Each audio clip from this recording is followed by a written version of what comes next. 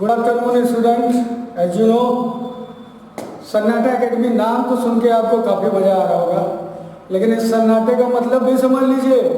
कभी कभी ऐसा भी होता है आपके साथ, टीचर ने पूरा सिलेबस खत्म कर दिया और आप कहाँ हैं? सन्नाटे में।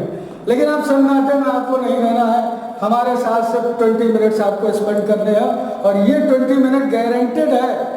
You will get a successful marks in your CBSE academic board examination. Yes, I am going to do this with lots of focus on your subject। और आज आप हमारे साथ मेहनत करेंगे। मेहनत सिर्फ इतनी करनी है कि आपको कई सारे कमेंट और लाइक देने हैं, इतना करना होगा। साथ ही साथ हम बेसिक पढ़ते हुए चले जाएंगे और उसी के साथ आप रिवीजन करते हुए चले जाएंगे। 2-4 क्वेश्चन ऐसे होंगे जो बड़े ही क्लियर हो जाएंगे, आपको विद इन अ सेकेंड आप अपनी बोर्ड एग्जाम में उसको लगा सकते हैं। नाउ स्टार्ट करते हैं वहाँ का चैप्टर। जैसे as you know, real number. अगर NCERT क्लास 10 की बुक आप उठाएं तो पहला चैप्टर है रियल नंबर। रियल नंबर इससे पहले वीडियो में हमने आपको पढ़ा दिया था क्लास 9 के लिए। चूंकि आप अपग्रेडेड हो चुके हैं, 9 से 10th में आ चुके हैं, तो इसका मतलब आप रियल नंबर को समझ गए होंगे। रियल नंबर के 2 पार्ट्स पहले तो बेसिकली आप समझ लीजिए। कौन कौन से? First one is called rational number, next one is irrational number।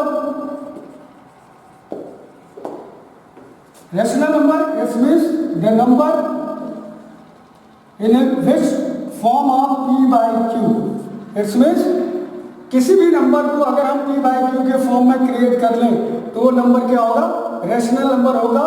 where p and q both integer and q does not equals to 0। यानी ऐसे नंबर क्या कहलाएंगे? रेशनल नंबर कहलाएंगे। और इररेशनल नंबर की जब हम बात करते हैं, the number which is not a perfect square. It means √2, √3, √5 ये परफेक्ट स्क्वायर नहीं, इनकी कोई वैल्यू नहीं निकल पाती, इसलिए ये क्या होंगे? इररेशनल नंबर होंगे। अब इसी टॉपिक को हम आगे लेकर चलेंगे आपकी क्लास में।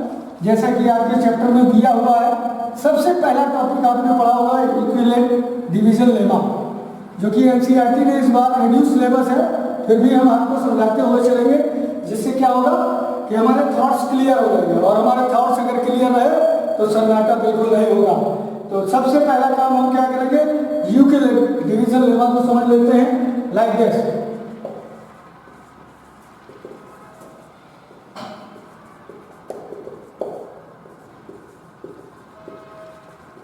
It means A equals to BQ plus R where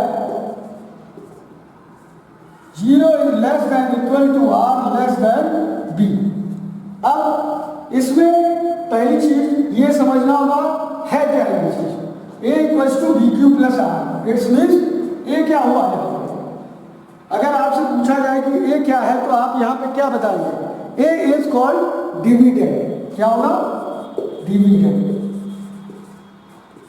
where b equals to b क्या हो जाएगा? आप लोग जानते होंगे, अगर किसी को कॉन्सेप्ट क्लियर होगा तो ये पता होगा कि उसे b क्या बोलेंगे? b is called division and q is called quotient, r equals to remainder. यानी अगर इसी फार्मूले को हम कन्वर्ट कर दें अपने हिसाब से तो ये फार्मूला इस तरह होगा: dividend equals to division into quotient plus remainder. यानी ये फार्मूला कन्वर्ट हो गया इस तरीके से: dividend equals to division into quotient plus remainder. यानी इक्विवेलेंट डिवीजन लेमा इसी कॉन्सेप्ट पे काम करता है। अगर हम इस कॉन्सेप्ट को समझना चाहें तो एक इक्वेशन हम लेंगे और इस इक्वेशन से समझना शुरू कर देंगे कि कैसे ये हम इक्वेशन को लगाते हैं। चलिए एक क्वेश्चन उठाते हैं आपकी NCERT की बुक से। शायद आपने देखा भी होगा, वो क्वेश्चन NCERT में है और इसको हम लगाएंगे किसके थ्रू? लिक्विड डिवीजन लेमा के थ्रू। जैसे पहला एक क्वेश्चन दिया है, find the HCF of 135 and 225।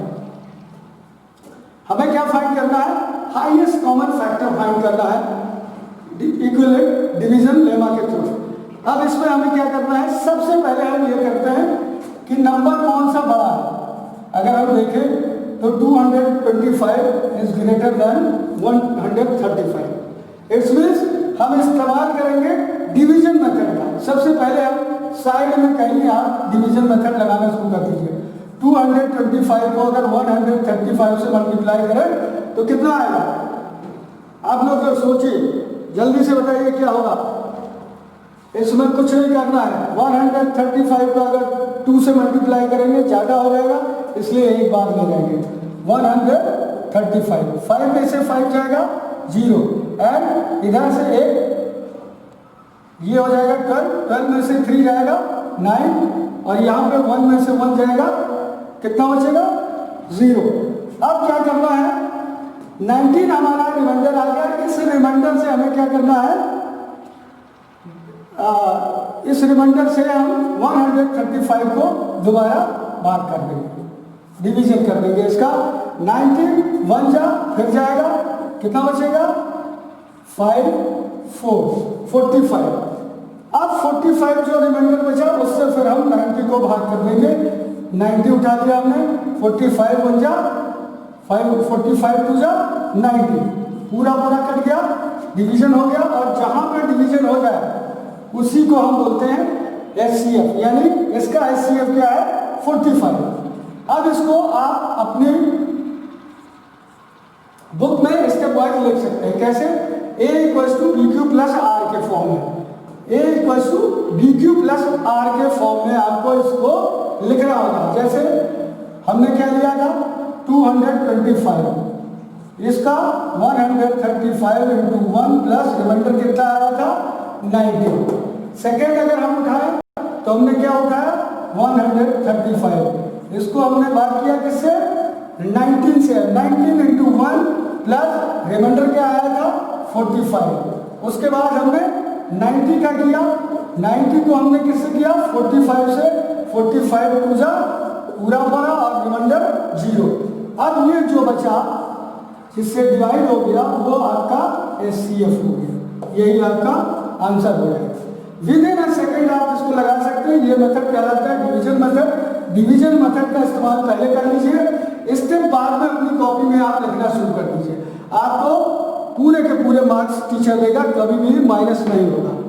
इसी तरह हम आगे चलेंगे और क्वेश्चन उठाते हैं। एक क्वेश्चन आपकी बुक में दिया हुआ है, दैट इज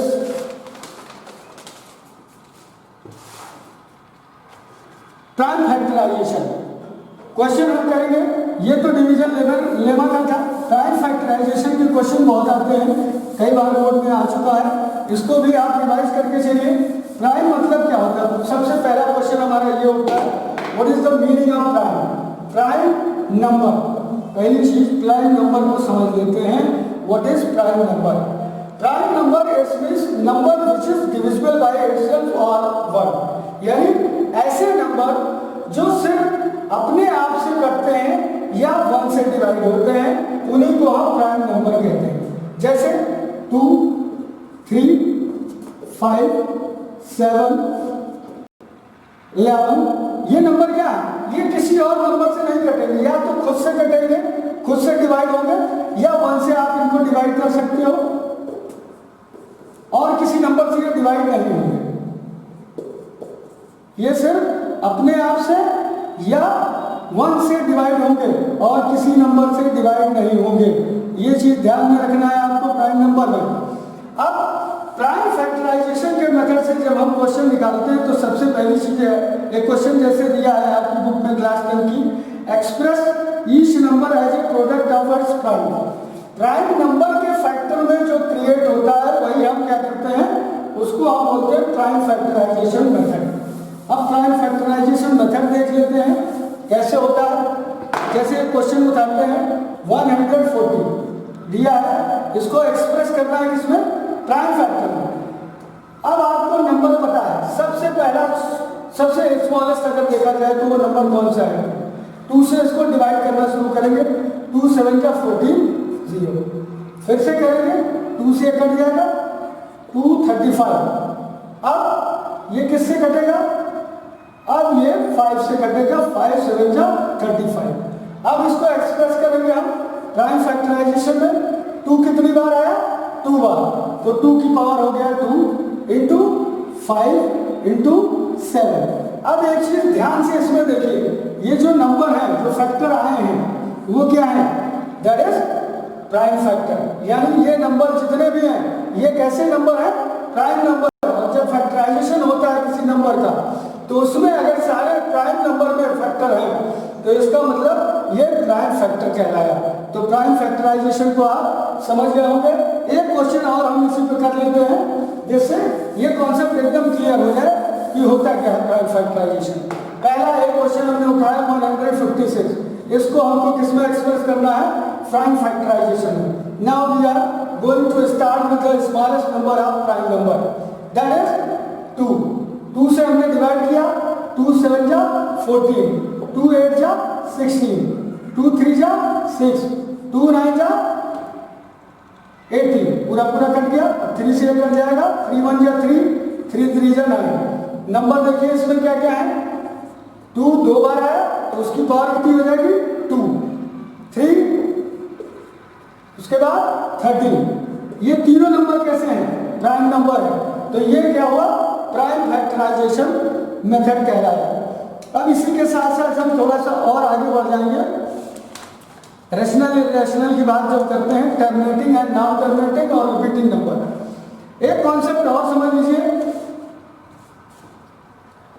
अगर कोई नंबर p बाई क्यू के फॉर्म में दिया हुआ है और q का अगर हम फैक्टराइजेशन कर दें, फैक्टराइजेशन के फॉर्म में आए 2 की पावर n और 5 की पावर m के फॉर्म में अगर आ रहा है, 2 की पावर m एंड 5 की पावर n की फॉर्म में अगर आ रहा है कोई भी डिनोमिनेटर किसी भी नंबर का, तो वो कैसा होगा, टर्मिनेटिंग डेसिमल कहलाएगा। वो कैसा होगा, टर्मिनेटिंग। जैसे एक क्वेश्चन हम उठा लेते हैं, इसको टर्मिनेटिंग डेसिमल को समझने के लिए हम सबसे पहला एक नंबर उठाते हैं जिससे हमें क्लियर हो जाएगा, ये आइडिया हो जाएगा किस तरीके का है। जैसे 15 बाई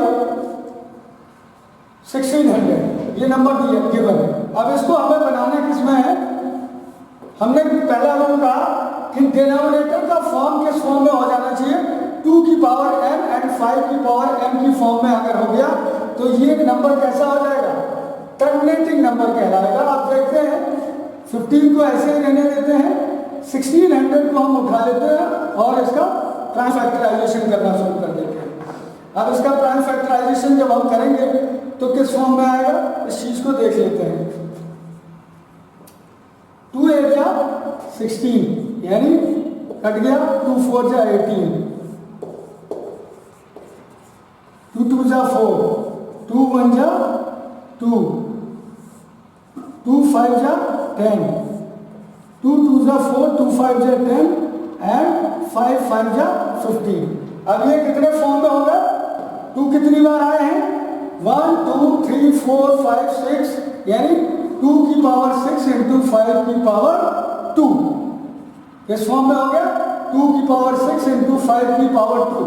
अब किस तरीके का नंबर होगा, क्योंकि इसका प्राइम फैक्टराइजेशन किसकी पावर में है, 2 की पावर n एंड 5 की पावर m की फॉर्म में है, so it is a terminating number. किस तरीके का हो जाएगा, टर्मिनेटिंग नंबर कहलाएगा। ये क्लियर हो गया आप लोगों को।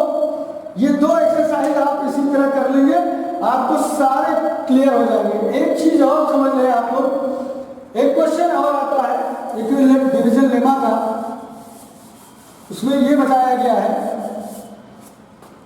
Basic concept is product of 2 numbers equals to HCF into LCM।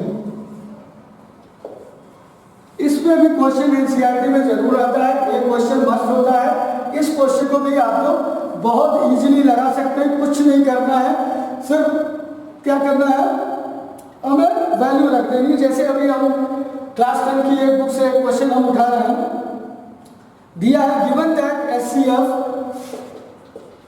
आपका गिवन है, क्या दिया है 306, 657 equals to 9. Find the LCM of 306 and 657. आपको कुछ नहीं करना है, सिर्फ उठा के वैल्यू पुट कर देनी है आपको इसमें।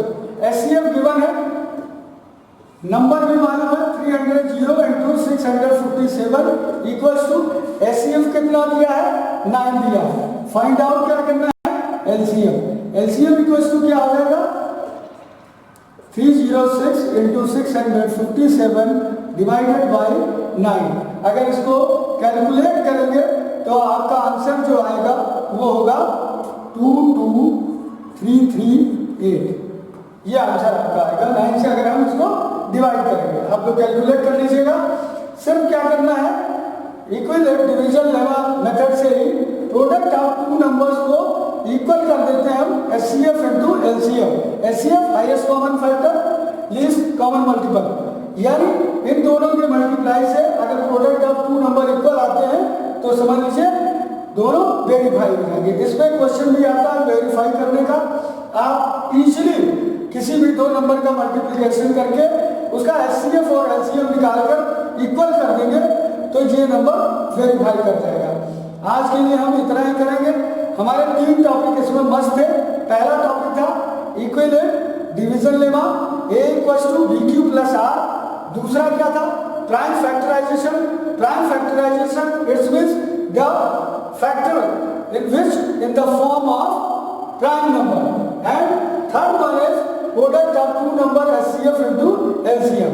इसके साथ ही साथ टर्मिनेटिंग और नॉन टर्मिनेटिंग नंबर को पहचानने का। अगर कोई भी नंबर किसी भी नंबर के डिनोमिनेटर का फैक्टर 2 की पावर m एंड 5 की पावर n की फॉर्म में आता है तो वो नंबर कैसा होगा टर्मिनेटिंग नंबर होता है। यानी पूरा revision with in a second आप कर सकते हैं। अब कोई भी क्वेश्चन अगर आपको दे दिया जाए तो इन्हीं तीनों टॉपिक पे है।